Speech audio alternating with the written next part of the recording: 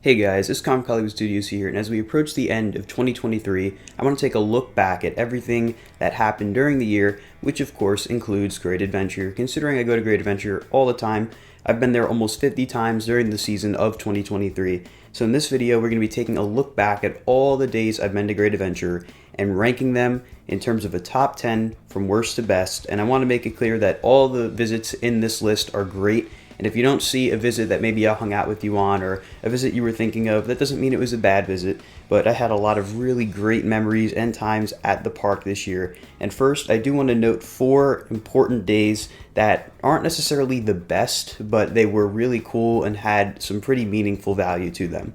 For starters, we have October 14th, which was the 32nd visit. This was the day I interviewed Salim. It was an absolutely rainy day. It was a miserable day. We got on a few rides, but the main point for going, of course, was to interview Salim, and it was a great interview. We had a great time with all the directors of the park, and huge shout out to the park for helping us with organizing that. It was really great, and I'm really proud of how it came out.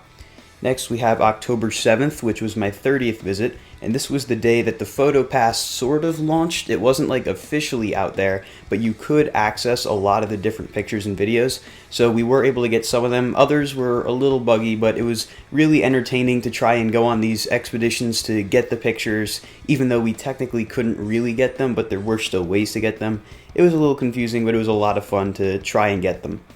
Next up, we have August 27th, the 23rd visit, which was the day Ryan, our friend Mr. Toro, rode El Toro for the 2000th time. We had quite a few people there with us. It was great to see him finally hit 2,000 rides. It was a really big moment for him, and I wanted to make note of that day because it was a really cool time. And finally, of these notable days, we have July 19th, my 16th visit, which was the day that the park hosted the famous streamer Myth at the gaming lounge, so we got to meet with him. James even got to play a game with him in Fortnite. It was really cool to watch, knowing that, I grew up watching all the streamers and whatnot, and getting to meet him was really cool.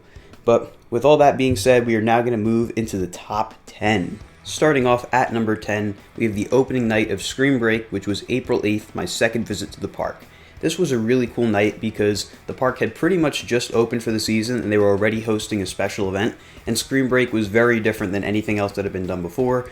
All of the boardwalk and the Golden Kingdom was open, in addition to the 2 indoor mazes on the boardwalk, and all the upcharge attractions were completely free with admission. So this was really cool to experience all the different upcharge attractions, in addition to the boardwalk and Golden Kingdom, and the crowds really weren't too bad, so we were able to get on Slingshot, Daredevil Dive with pretty much no waits. It was a really great time, and this is not going to be the last of Scream Break you see on this list. Moving on to number 9, we have Flavors of the World Media Day, which was June 24th, my 12th visit to the park. This was a really cool day because not only did we get to experience all Flavors of the World, the park also allowed us to get the last couple of coasters we didn't have POVs of, which included Skull Mountain, Little Devil, Harley Quinn, and Dark Knight, which allowed us to have all the POVs of the park's coasters, which was really fun. And in addition to that, we rode a ton of rides too. We had a great ride count from that day, and throughout the video you will see the ride counts from that particular day shown on the screen. And I want to make it clear that I'm not ranking these days based off of ride count, because you'll see as the list goes on that is definitely not the way it's going. It's based on both ride count and enjoyability, who I was with, if I had a good time, because it doesn't matter if you get a ton of rides, sometimes you might not have a good time. So with that being said, moving on to number 8, we have Scream Break Filming Night, which was April 11th, my 3rd visit to the park. As the title implies, this is the night that we got to film on-ride POVs of every open attraction during Scream Break. Again, a huge shout out to the park for that. It was really fun. Got to hang out with Brian, who doesn't always get to go to the park that often, so it was great to ride stuff with him and get a bunch of really cool POVs. Especially my favorites were the ones on Slingshot, Daredevil Dive, and Twister. Those POVs came out really, really cool. And overall, it was just a really, really fun night. Moving on to number 7, we have the opening night of Frightfest, which was September 15th, my 26th visit to the park. This was a really good time. We had experienced Frightfest in a little bit of its form the week prior, but this is when everything started to open. Conjuring and Saw X weren't open quite yet, but everything else was. It was really cool to get some great rides in, hang out with a good group of people, and of course take in all that Frightfest had to offer. It was a really, really good night. Moving on to number 6, we have the day before Toro and Ka closed for 2023. This was November 18th, my 39th visit to the park. So I went 2 days during this weekend because this was the closing weekend for Ka and Toro, and this was the first of those 2 days. I got a bunch of rides in on both those rides, in addition to a bunch of other rides.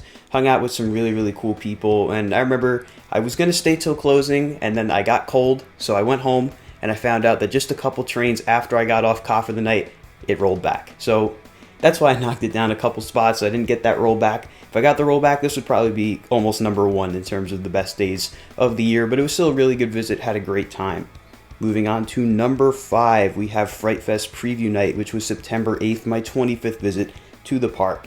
This was a really good night. The reason I have it higher than Frightfest opening night, it was a little less crowded, had some more people there, some different people, and we got on a bunch of rides, so it was a really great night. The atmosphere was great. And we didn't really focus too much on the Frightfest stuff. It was nice that it was there, but we mainly focused on rides, and we did a ton of rides. Moving on to number 4, we have El Toro's grand reopening, June 17th, my 10th visit to the park. This was an absolutely monumental day, mainly because we were all invited to be the first train of the year on El Toro. The park reached out to me, so I organized the train. We were able to film on ride, get everyone's reactions to the first train back ever since Toro had been closed, and it was so much fun.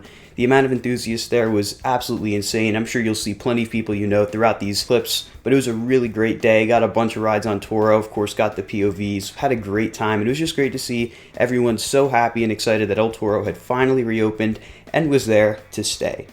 Moving on to number 3, we have the completely empty day, which was September 23rd, my 27th visit to the park. This was probably the most dead I had ever seen the park in my life. From what I had heard, there were barely any people there. I'm pretty sure it was less than 500, maybe even less than 200. I can't remember the exact number. You could watch the vlog to find that out. But there was really just nobody there. You could see from the parking lot, completely deserted. So that, of course, meant that there were a ton of rides to be had. We got to marathon pretty much anything we wanted. And I really just could not believe how dead the park was. I'm pretty sure it was supposed to rain that day, and then the rain wound up not even being that bad. So the park stayed open, even though there was absolutely no one in the park. So that made for both a really great experience and a really surreal experience. It's very rare you see the park that deserted. Moving on to number 2, we have Kingda Ka and El Toro's closing day for 2023, which was November 19th, my 40th visit. So this is the second day of that weekend I mentioned earlier, and this day was better. We had more people there, we got more rides, we rode, at least I rode, every single cycle of Kingda Ka until it closed for the day. So that was really cool, the most rides I ever did on Ka in one day. I believe I got 29, which was really, really good. Then, of course, we rode Toro a bunch, and then I wound up staying till closing and riding Toro until the very last ride of the season. They gave us an extra train, too. Such a great night. It was really fun seeing everyone there. Everyone was so excited. And, of course, it kind of marked the end of the main season for the park, which was a little sad. You will notice that there are no visits after this day on this list. Personally, I just don't think Holiday in the Park is as fun as the main season. It is fun, but it doesn't compare to the rest of the park with everything open. But this was a really, really fun day. And before we get to number 1, I do have 5 honorable mentions that would have made the top 15, but couldn't quite make the top 10. First up, we have November 12th, which was bonus days with Doug and Darius, which was my 38th visit. This was also Veterans Day weekend, so there was a bunch of really cool decorations up. And of course, we had a great time with Doug and Darius, who we don't always see too often at the park, and it was great to hang out with them. Then we have August 3rd, which was Bob's visit to the park, my 19th of the year. This was a really great day because we had just done some senior pictures, and we went over to the park with Bob, who of course is from Ohio, so it was great to get on a few rides with him. We also got to check out Flash Construction. There was some really cool stuff going on there, and this of course was before we knew what Flash actually was going to be, so it was really exciting to see that. Next up, we have July 30th, Medusa's reopening day, which was number 18 of the year. We get to hang out with some great people like Bacon Chris and Matt. So it was a really fun day, of course, getting to back on Medusa. So it was a really fun day getting on those rides that had been closed up until that point for the year. And next we have July 2nd, which was the Gaming House and Congo Rapids opening, plus the July 4th stuff, my 15th visit of the year. This was really cool because we got to check out the new 4th of July drink that was at the VIP lounge. We got to check out the Gaming House for the first time, which was a really, really cool addition. And I'm glad they still kept it around and are changing it every now and then. We also saw that Skull Mountain was stuck for a while, which was pretty entertaining for a while to see everyone stuck in there. But it was a really fun day with Tom and Sammy. Didn't really see too many people that day, but it was a fun day nonetheless. And finally, of the honorable mentions, we have April 1st, which was opening day 2023, my first visit of the season. This was a really good day for what it was. It definitely didn't have the excitement level that opening day 2022 did, and you'll probably notice that there's not many visits in the month of May or April other than spring break, and that's because most of the park was not open during this time. The park opened with Nitro closed, Batman closed, Toro, Medusa, etc. There was a lot of stuff closed at the beginning of the year, but they were still working on everything, so it was understandable.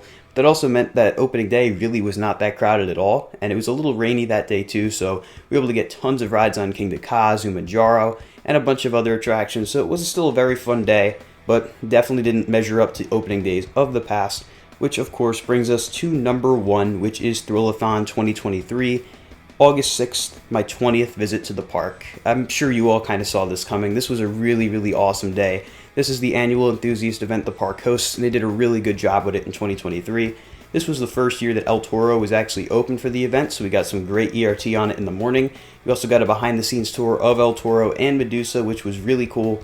And we got to do the raffles and the Q&A and everything, and Ace wound up winning this big Batman wheel, which was really cool. So thanks to Ace for giving that to us, but it was a really fun day. We saw a ton of people, and overall, definitely the best day of 2023 at Great Adventure. I want to know down in the comments what your favorite trip to Great Adventure was this year, what event you enjoyed the most this year, and what you're looking forward to most in 2024. Of course, if you guys enjoyed this video, be sure to like and subscribe to Collywood Studios, and stay tuned for more videos coming soon to the channel. Goodbye, guys.